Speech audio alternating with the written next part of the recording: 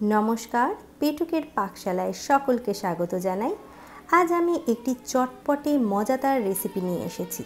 Chicken बा माटनेर काबाब तो अनेक खेयेछेन, किन्तु निरामिष काबाब खेयेछेन कि कखनो? आज बानाबो सोया काबाब। प्रथमेई सोया चांक्सगुलोके एकटु धुए 10 থেকে 15 मिनट भापे सेদ্ধ करे जल झरिये नेब। एबार बाकी जल चिपे मिक्सिंग जारे तार एकटा पेस्ट बानाते होबे।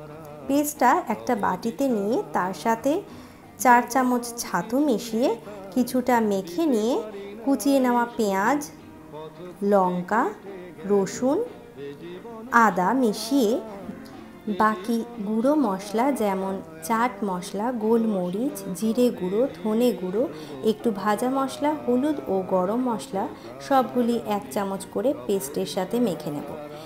এর সাথে স্বাদমতো নুন ও 1 চামচ সরষের তেল, যেটা দেখানো হয়নি, যোগ করে ভালো করে মেখে নিতে হবে। এরপর গালাওটি কাবাবের মতো মানে চ্যাপ্টা আকারে গড়ে নিতে হবে। এভাবেই আমি একটা একটা করে সবকটি কাবাব হাতের সাহায্যে চ্যাপ্টা করে গড়ে নেব। দেখতেই পাচ্ছেন আস্তে আস্তে সবকটি কাবাব আমি হাতের সাহায্যে গোল গোল করে চ্যাপ্টা করে গড়ে নিচ্ছি। এরপরে আর কি, তাওয়াতে 4 টেবিল চামচ সরষের তেল দিয়ে শ্যালো ফ্রাই করে নেব এপিট ওপিট করে। এভাবে দুটো ব্যাচে সব কটি কাবাব ভেজে নিয়ে প্লেটিং করে দিলাম। কেমন লাগছে ভিডিওটা জানাতে ভুলবেন না কিন্তু। দেখতেই পাচ্ছেন কিভাবে চাটুর মধ্যে আমি কাবাবগুলোকে দিয়ে আস্তে আস্তে একদম মিডিয়াম টু লো হিটে শ্যালো ফ্রাই করছি।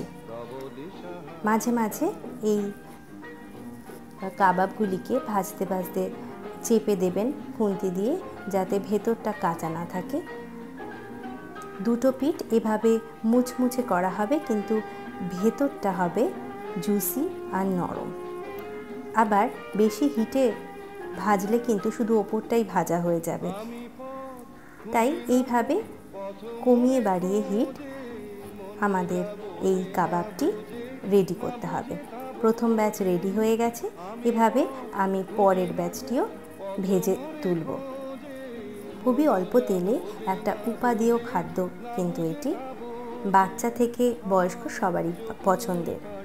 বিকেলের চায়ের সাথে টাটাও একদম জমে যাবে, এটুকু হলফ করে বলতে পারি। আর সাথে যদি থাকে টমেটো সস বা গ্রিন চাটনি। তো বন্ধুরা, ভিডিওটা কেমন লাগলো বলতে ভুলবেন না।